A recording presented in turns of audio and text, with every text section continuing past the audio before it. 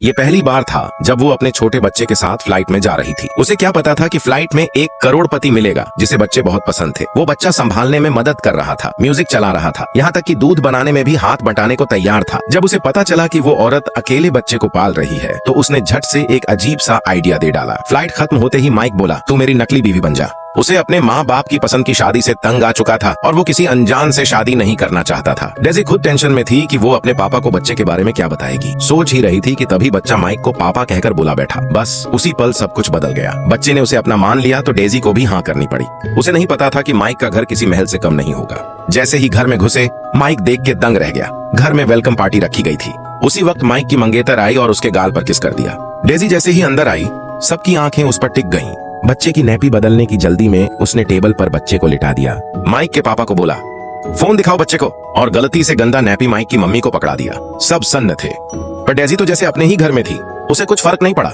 Nappy वापस लिया और बाथरूम चली गई। जैसे ही वो गई, सबके होश वापस आए। माइक की माँ बोली, ये कौन है? माइक बोला, बच्चे की माँ है। फिर पूछा, बच्चे का बाप कौन? तभी बच्चा बोल पड़ा। सब समझ गए। माइक की मम्मी तो गुस्से से पागल हो गई। उनके जैसे रईस खानदान में डेज़ी जैसी सीधी सादी लड़की को बहू मानना मुश्किल था, लेकिन माइक के पापा तो पोते को देखते ही फिदा हो गए थे। उधर बाथरूम में डेज़ी सोने का नल देखकर सोचने लगी, कहीं मैंने जल्दीबाजी में हाँ तो नहीं कर दी।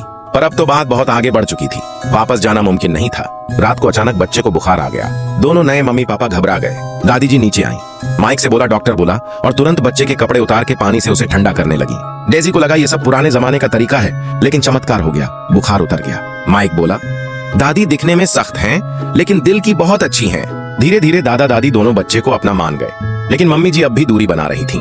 तभी सबको याद आया, बच्चे का नाम तो किसी ने पूछा ही नहीं। सुबह डेज़ी उठी तो देखा बच्चा गायब। माइक को लात मारकर उठाया। सलीन गायब है।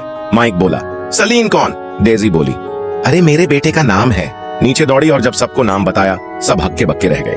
दादी का चेहरा पहली बार नरम पड़ा, क्योंकि माइक के दादाजी का नाम भी सलीन था। घर वालों ने समझा कि माइक ने दादाजी की याद में बच्चे का नाम रखा है। बस उस दिन से बच्चा सबका लाडला बन गया। लेकिन किस्मत को कुछ और मंजूर था। अगले दिन माइक को ऑफिस जाते वक्त किडनैप कर लिया गया। जिसने कराया वो उसका होने वाला ससुर था, जिससे वो कभी मिला भी नहीं था। उसने माइक को ठंडे पानी में डुबोया, पैरों में सीमेंट भरवा दिया और उसे नदी में फेंकवाने का प्लान बना लिया।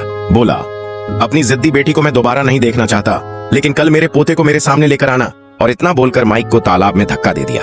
आगे की कहानी जानने के लिए जुड़े रहें।